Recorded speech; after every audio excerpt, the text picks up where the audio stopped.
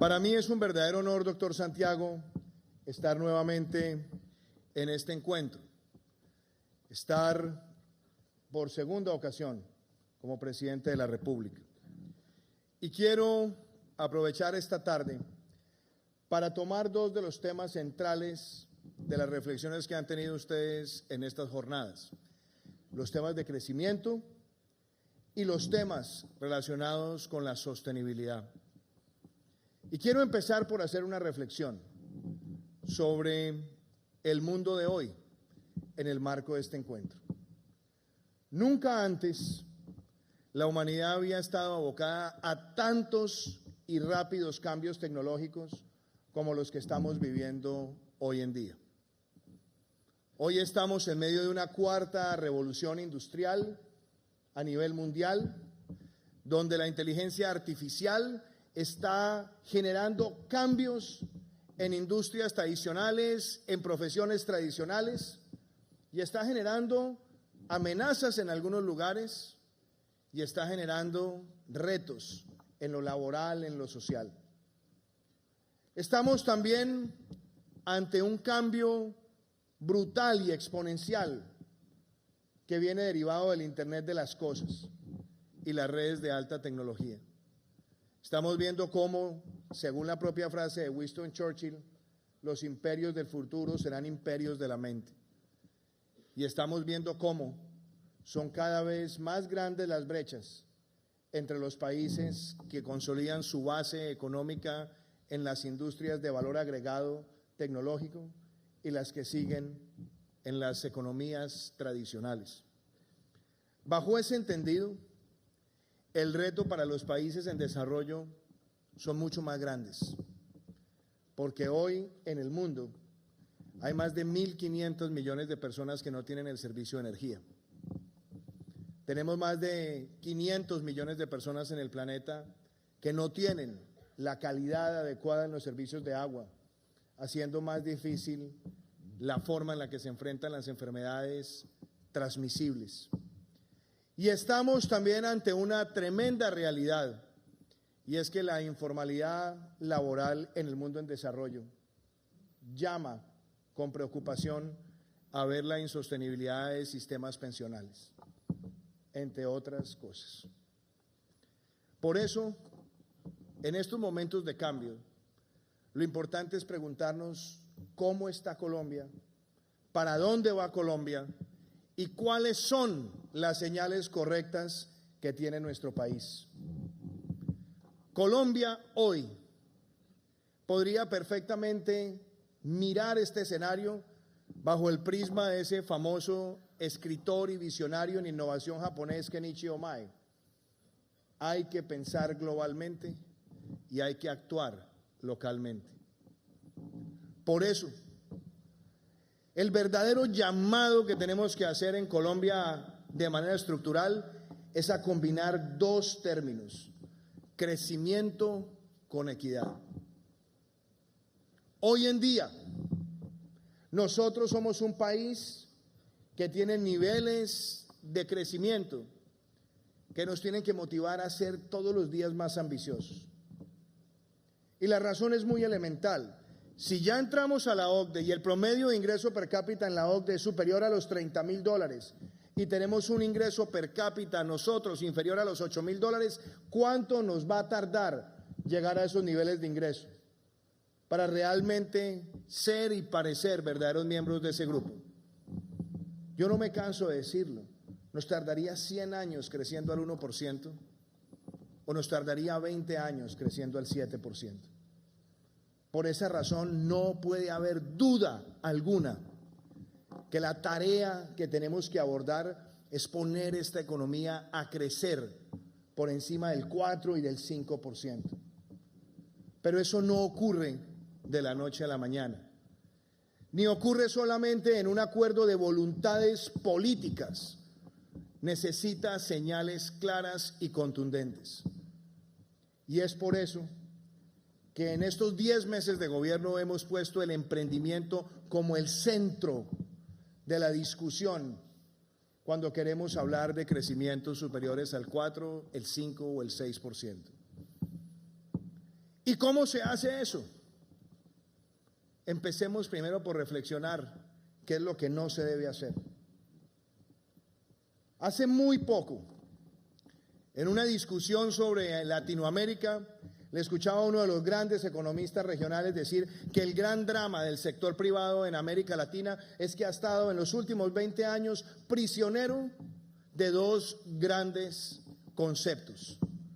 Por un lado, el populismo y la demagogia, que trata siempre de ver al sector privado como una especie de motor dinamizador de la lucha de clases.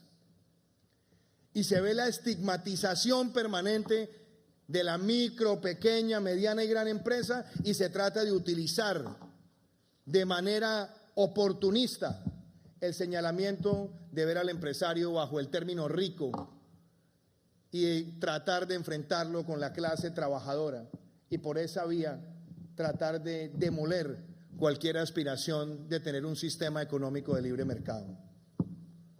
Y el otro drama que señalaba ese célebre economista tiene que ver con las políticas públicas que son vergonzantes frente al sector privado y que siempre están llamadas a ver al sector privado es como una fuente de ingresos fiscales y no como un verdadero dinamizador de equidad y de transformación social. Por eso, apreciados amigos, yo quiero hoy ratificar que frente a esos dos prismas que le han hecho tanto daño a la región, nosotros sí tenemos una visión clara y no es vergonzante.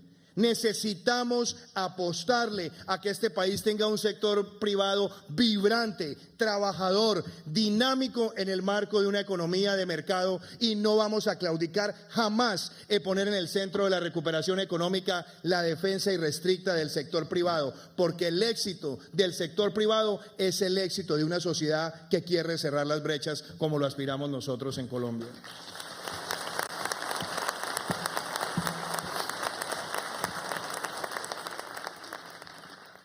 Ahora bien, ¿cuál era la dinámica a la que nosotros estábamos llamados hace pocos años? Teníamos tasas efectivas de tributación para la micro, pequeña, mediana y gran empresa que superaban el 60 y el 70%. Teníamos tasa hace poco tiempo, déficits fiscales del 4%, déficits de cuenta corriente superiores al 5%, inflaciones crecientes y un sector privado desmotivado a hacer grandes inversiones porque todas las reformas tributarias de los últimos años estaban siempre viendo al empresario como el que tenía que financiar el apetito pantagruélico del Estado. Por eso nosotros decidimos desde el comienzo del gobierno hacer una apuesta clara para que pudiéramos cambiar esas tendencias.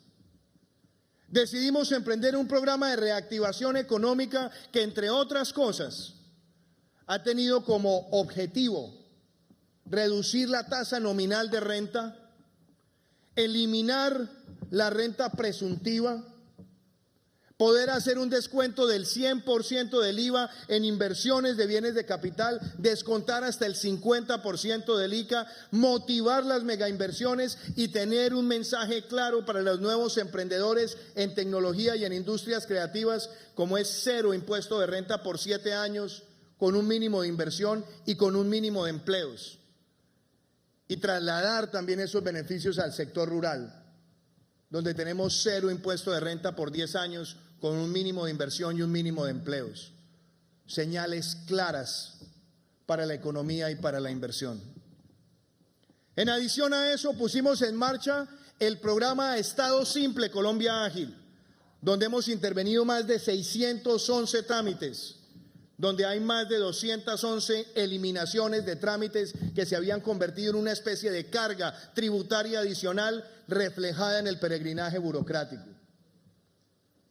Y empezamos también a darle señales claras a los emprendedores de que Colombia está abierto para desarrollar grandes negocios, e hicimos una gran apuesta que fue ir en septiembre del año pasado a la Asamblea de Naciones Unidas y reunirnos con Klaus Schwab, el presidente del Foro Económico Mundial, y decirle que queríamos en Colombia tener uno de los centros para la cuarta revolución industrial, sabiendo que estábamos compitiendo con las grandes urbes del planeta.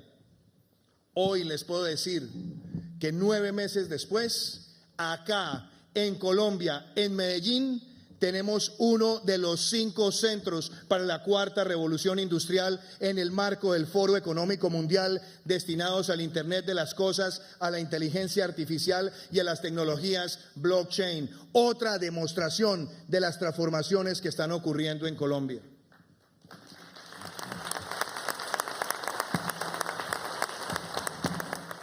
Puedo también decirles que en este primer trimestre del año se han visto señales importantes de recuperación en nuestra economía.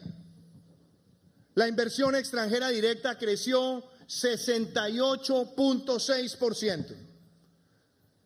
La mineroenergética tuvo un gran desempeño, 60 en petróleo, 40 en minería, pero la inversión extranjera directa en otros sectores creció al mismo nivel.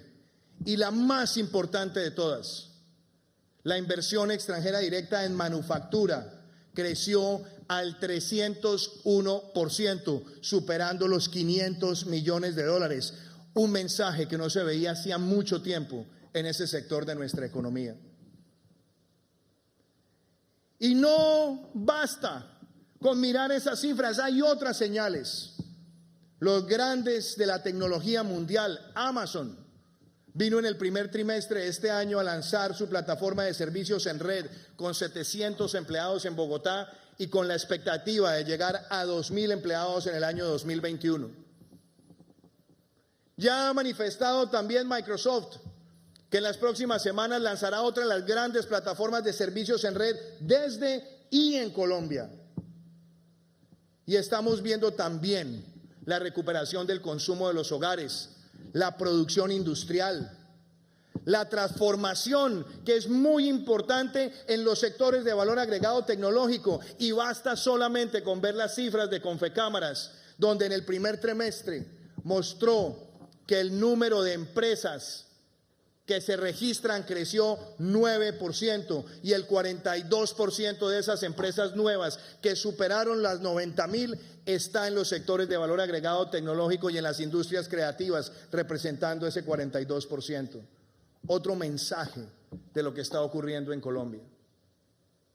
Y más no contentos con eso, podemos decir que en este primer trimestre también Colombia ha visto cómo en el marco de la sostenibilidad, doctor Santiago, en tan solo 10 meses hemos duplicado el número de megas de energías renovables no convencionales, que el año pasado eran por debajo de 60. Este año se ha duplicado la cifra y ya hemos cerrado los contratos para llegar al año 2022 con 1.500 megas instaladas de energías renovables no convencionales en Colombia. Otra gran transformación y otro gran cambio en la inversión especializada que le está mostrando Colombia al mundo, con el mayor salto porcentual en un periodo tan corto en la ampliación de la matriz energética nacional.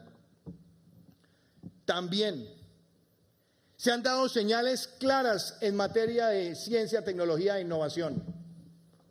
No solamente gracias al apoyo del Congreso de la República, y le agradezco a los senadores y representantes aquí presentes, se logró la aprobación de la ley TIC esta semana, que va a acelerar las inversiones en infraestructura y en conectividad, justamente para que se pueda profundizar el servicio del FinTech, doctor Santiago, sino que también en menos de 8 semanas estaremos anunciando la subasta de 700 megahercios y estaremos mostrando que Colombia va en el camino de fortalecer su red de 4G y avanzar rápidamente a la red de 5G. Todo esto está ocurriendo en nuestro país. Por eso, esta no es una economía estancada, sino una economía que se está recuperando. Y para nosotros no existe ningún sentimiento de complacencia. Esta economía tiene que crecer más y vamos a trabajar para que crezca más. Y yo quiero agradecerle, doctor Juan José Chavarría, su llamada esta mañana, la conversación que tuvimos. Yo le agradezco su sinceridad, en reconocer que la economía no está estancada, pero que necesitamos que crezca más y que vamos a trabajar para que crezca más. Ese es el verdadero mensaje que debemos darle a los colombianos en la colaboración armónica dentro de la independencia de la política monetaria y la del gobierno nacional. Yo le agradezco que usted haya reconocido esos resultados que son visibles ante la sociedad colombiana. Y claro que existen retos, claro que los retos son muchos. Aquí no pretendemos tapar el sol con las manos. Claro que sabemos que existen retos para el empleo y claro que no estamos contentos con las cifras. Pero también pongamos las cosas en sus justas dimensiones. Esta economía le ha mostrado al mundo resiliencia, porque pocas economías pueden mostrarle al mundo que van a crecer por encima del promedio regional o el promedio mundial, como lo han pronosticado el Banco Mundial, el Fondo Monetario, la OCDE o el BID, teniendo 1.5 millones de migrantes en la mayor crisis migratoria que haya visto Latinoamérica en su historia reciente. Eso es lo que nos está también pasando la factura seguramente. Pero también seamos claros, Colombia le ha mostrado al mundo que nosotros no buscamos el discurso facilista para enfrentar una crisis humanitaria de esa magnitud cuando se trata de países hermanos. Nosotros no estamos pensando ni en cerrar fronteras ni en eludir el problema. Nosotros hemos asumido retos grandes en materia fiscal. Hemos asumido retos que nos comprometen en más de $1.000 millones por año, mientras la generosidad mundial llega a los 30 millones. Pero lo hemos hecho porque es lo correcto. Y si bien nos preocupa ese impacto en el mercado laboral, también se lo voy a decir con claridad a todos ustedes, que una economía como la nuestra, con semejante adversidad, crezca, genere empleo, motive inversión, lo que muestra es que somos un país resiliente y con toda la capacidad de llegar cada vez más lejos. Por eso, mientras unos quieren quedarse en el discurso de la protesta ante cualquier adversidad, acá preferimos la propuesta. Mientras algunos pretenden siempre acudir a la plataforma de las agresiones, aquí preferimos las soluciones. Y mientras algunos prefieren siempre llegar al discurso pesimista de la destrucción, aquí nosotros estamos motivados por construir. Y yo creo que ese es el más importante mensaje de optimismo, que este país enfrente las adversidades y las convierte en oportunidades. Y no tengo duda, doctor Santiago, que esta tarea que hemos emprendido, cuando empiece la reconstrucción institucional de Venezuela, cuando empiece la transición, nos va a permitir recuperar un mercado de más de $7.000 millones que nos va a ayudar en esa gran vocación y en ese gran mensaje de crecimiento económico que todos debemos consolidar. Hoy puedo decirles también a ustedes que esa plataforma de emprendimiento tiene que ver con la equidad y ya está empezando a hacer transformaciones en la equidad. Por primera vez hemos tenido un presupuesto tan alto para la educación y para la salud, pero con focalización. Este año empezamos con el aumento de los recursos para la alimentación escolar en más del 42%. Pero sobre todo hemos definido un plan de desarrollo donde vamos a pasar de la atención integral para la pequeña infancia de 1 a 2 millones de niños. Que vamos a duplicar la jornada única del 12 al 24%. Y óigase bien, este año empezarán llegando a las universidades públicas los primeros 80.000 jóvenes de las familias más vulnerables de Colombia, mostrando que a través de la educación también se cierran las brechas y así empieza el cierre de brechas en lo social en nuestro país. Lanzamos el programa de semillero de propietarios que involucra también el servicio bancario. Familias que no queremos que sigan siendo arrendatarios eternos y que se conviertan en propietarios con un esquema sostenible de financiamiento, donde lo que pagaban de arriendo es lo que van a pagar de cuota para convertirse en propietarios.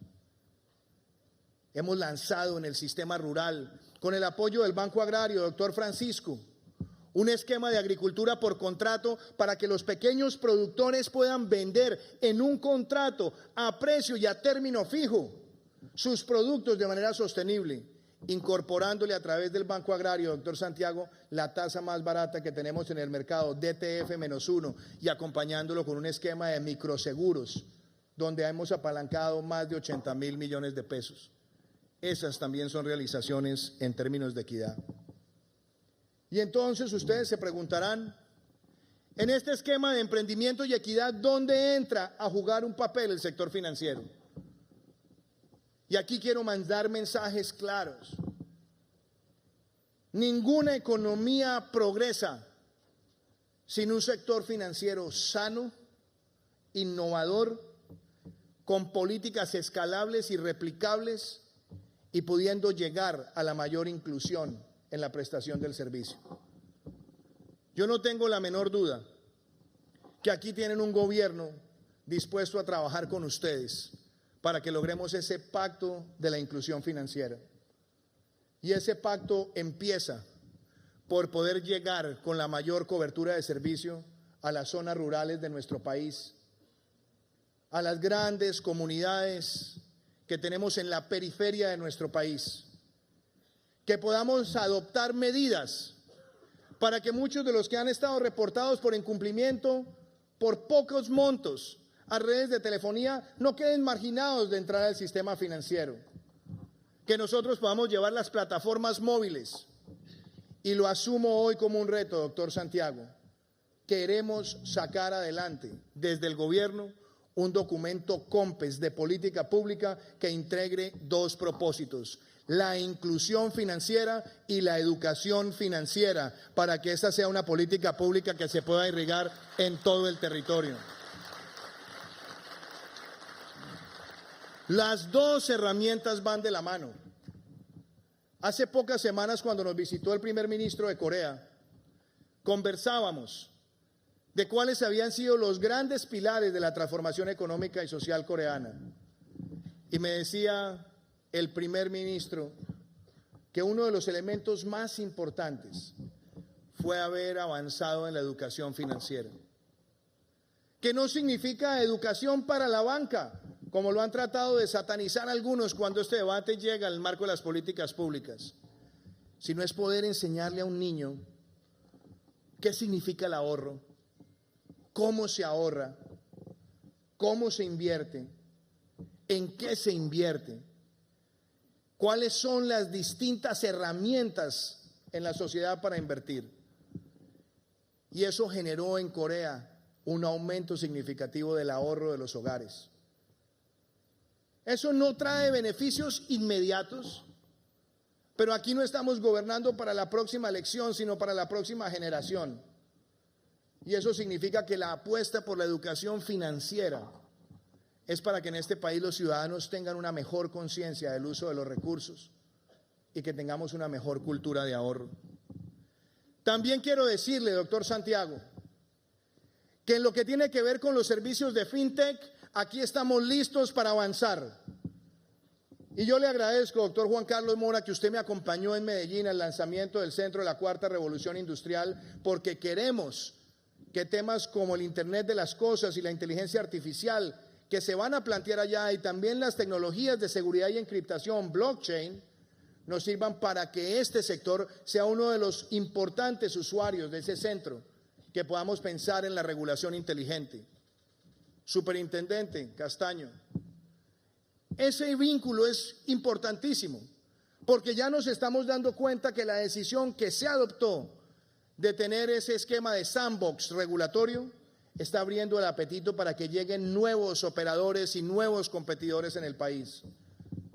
¿Que nos trae retos? Sí, pero que también nos pueden llevar a que a través de plataformas digitales ampliemos la cobertura de servicios financieros y por esa vía vayamos dándole cabida a la inclusión.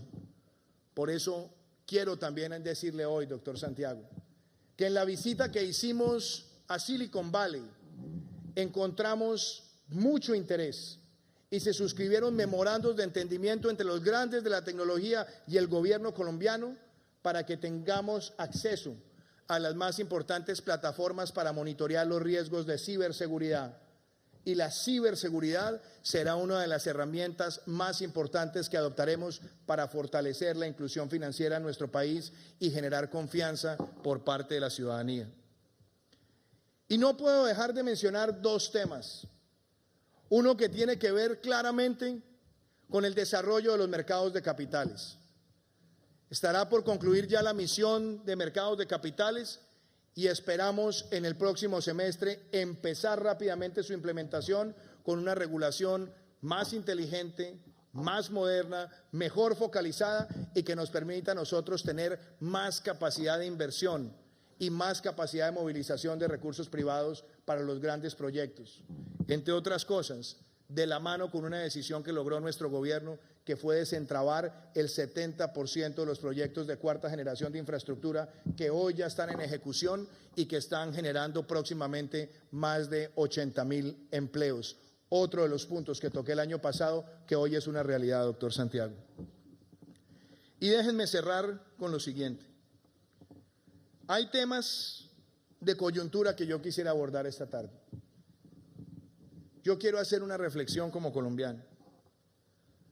Nosotros tenemos hoy una sociedad que tristemente ha visto crecer en los últimos años el área sembrada de cultivos ilícitos y por supuesto eso nos trae a nosotros enormes retos. Pero no podemos desconocer que también tristemente esta es una sociedad que se ha visto afectada por el crecimiento del consumo y el crecimiento del microtráfico. Recorriendo los rincones de Colombia, familias vulnerables me han mostrado cómo sus hijos, cuando caen en esa tragedia de la drogadicción, prácticamente no encuentran una salida fácil. Y en un país donde tenemos tantos retos en materia de pobreza, no podemos ser indiferentes ante el fenómeno del microtráfico, ni mucho menos ante la perversión que muchos quieren lograr, induciendo a través de la droga a muchos niños hacia la criminalidad. Por eso, como presidente, decidí sacar adelante el decreto que nos permite a nosotros incautar en el espacio público las drogas que muchas veces son utilizadas por los jíbaros sobre el pretexto de la dosis personal para esconder en los parques su provisión mientras van contaminando ambientes escolares y los ambientes de la familia colombiana. Presentamos ese decreto y en lo que va corrido de nuestro gobierno hemos recuperado más de 18,000 parques y decenas de miles de entornos escolares. Hoy puedo decirles que nosotros entendemos las decisiones judiciales y las acatamos, pero que también somos claros que ese decreto se fundamentó en muchas más normas y el decreto sigue y seguirá vigente para proteger a las familias y a los niños de Colombia en todo el territorio nacional.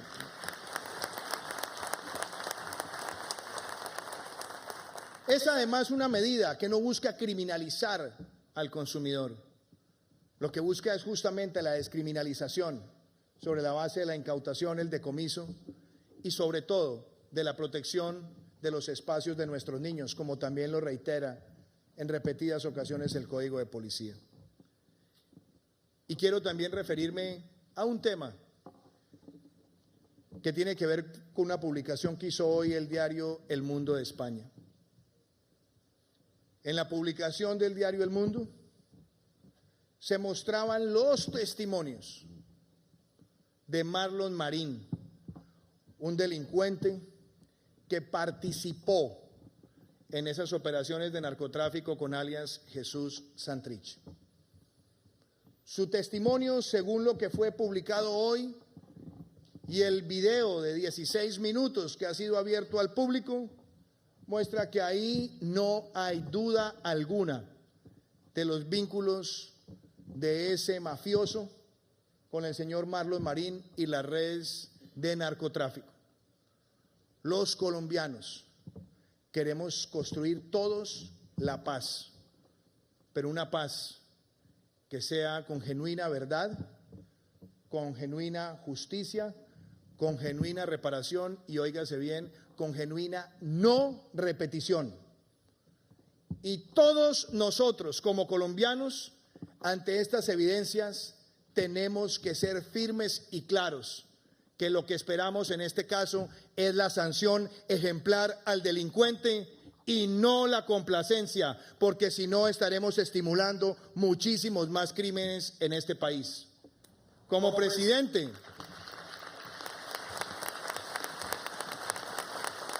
interpreto estas realidades y expreso mis sentimientos con respeto a todas las autoridades, pero también quiero ser claro, aquí no vamos a descansar ni un solo segundo para enfrentar cualquier forma de criminalidad y cualquier forma de reincidencia.